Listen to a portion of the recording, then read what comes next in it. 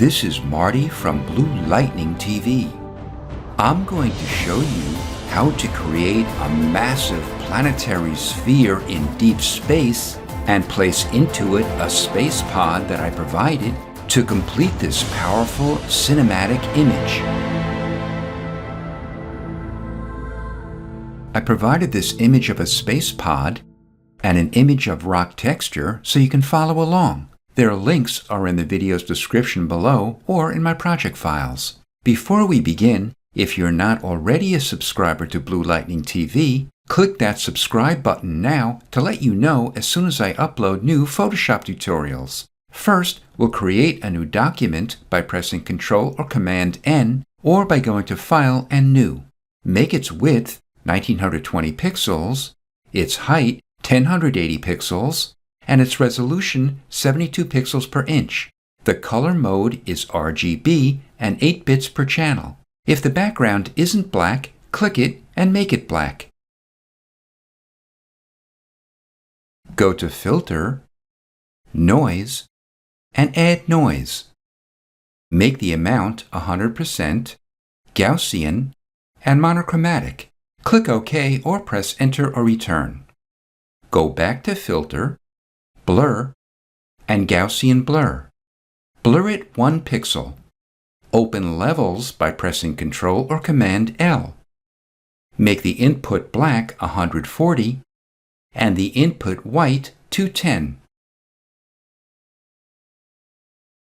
Open the rock texture and go to Filter, Distort, and Spherize. Make the amount 100% and repeat the filter by pressing Alt-Control-F on Windows or Option-Command-F on a Mac. Open your elliptical marquee tool and go to a top corner. Press and hold the Shift key and drag your tool to the opposite corner. Press V to open your Move tool and drag the texture to the tab of your star field document. Without releasing your mouse or pen, press the Shift key and drag down onto the stars and release. Pressing Shift kept the texture centered over the stars. Open your Transform tool by pressing Ctrl or Command T. Go to the top and make sure the chain link icon is active between the transform's width and height. In either field, type in 200% and press Enter or Return twice. Press and hold Shift and drag it up until it's positioned approximately here.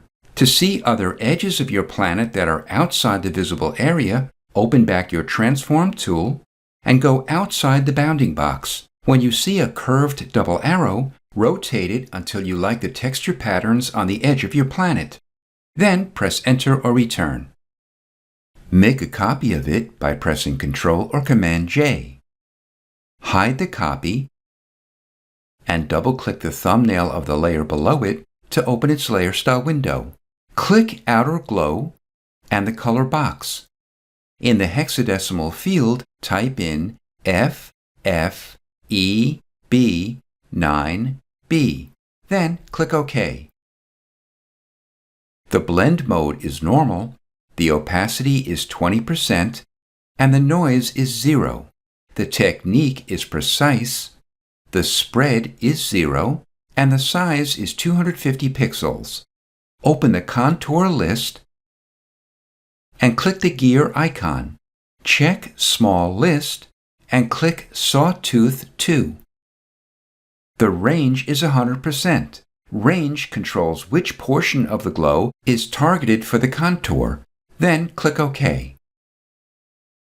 Make the top layer visible and double-click it to open its layer style window. Click Outer Glow. We'll keep the same color throughout. The opacity is 60%, the technique is softer, and the size is 35 pixels. The contour is linear, and the range is 50%. Click Inner Glow. The blend mode is soft light, the opacity is 100%, and the noise is 0. The technique is softer, and the source is edge. The choke is 0, and the size is 75 pixels.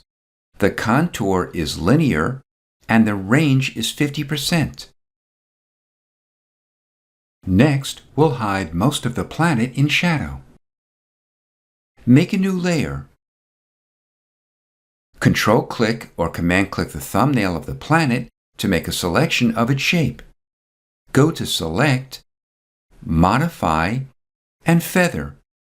Feather it 50 pixels. We'll fill the selection with black, but before we do, check your foreground and background colors. If they aren't black and white respectively, press D on your keyboard. Since black is the foreground color, press Alt or Option plus Delete. Deselect it by pressing Ctrl or Command D. Open your Transform tool, press and hold the Shift key, and drag it up approximately this much. Go to a corner. If you're using a version earlier than CC 2019, press and hold Alt or Option plus Shift as you drag it out approximately this much. If you're using CC 2019 or later, just press Alt or Option as you drag it. Drag it again to finesse its position. Then press Enter or Return. To save space in the Layers panel, let's place all of the layers that comprise our planet into a folder. To do this, Shift-click the bottom planet layer to make all of the planet layers active. Then press Ctrl or Command G. I'll name it Planet. Next, we'll add the lens flares. Make a new layer and fill it with black. Change its blend mode to Screen. Then make a copy of it. Make a composite snapshot of our visible image by pressing Alt-Control-Shift-E on Windows or Option-Command-Shift-E on a Mac. Go to Filter, Render, and Lens Flare. Tick 105mm prime and make its brightness 90%. Drag the point in the preview window to the middle of the edge of your planet. Then click OK. Now that we positioned the lens flare, we can delete the composite snapshot by pressing the Delete key on our keyboard or on earlier versions of Photoshop by dragging it to the trash. We'll repeat the lens flare by pressing Alt-Control-F on Windows or Option-Command-F on a Mac. Photoshop reapplied that lens flare in the exact position we last had it. Make the middle layer active and go back to Filter, Render, and Lens Flare. This time, tick Movie Prime and make the brightness 60%.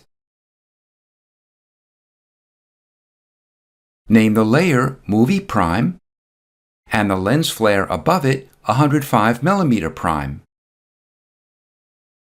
Click the Layer Mask icon to make a layer mask next to the top lens flare.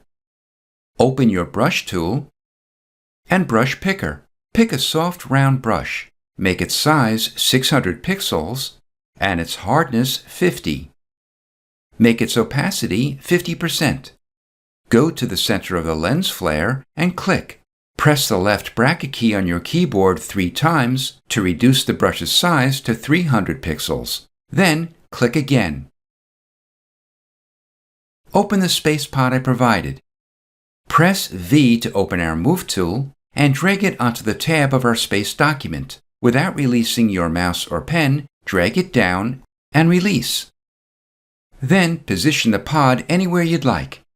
I think I'd like to see our planet and stars show through the 105mm prime lens flare a bit more, so I'll make that lens flare active and click the adjustment layer icon.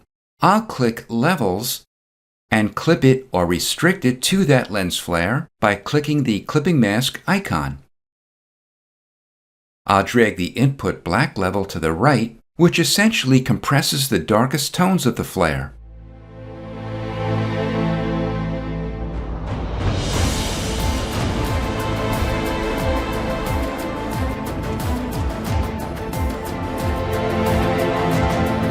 This is Marty from Blue Lightning TV. Thanks for watching.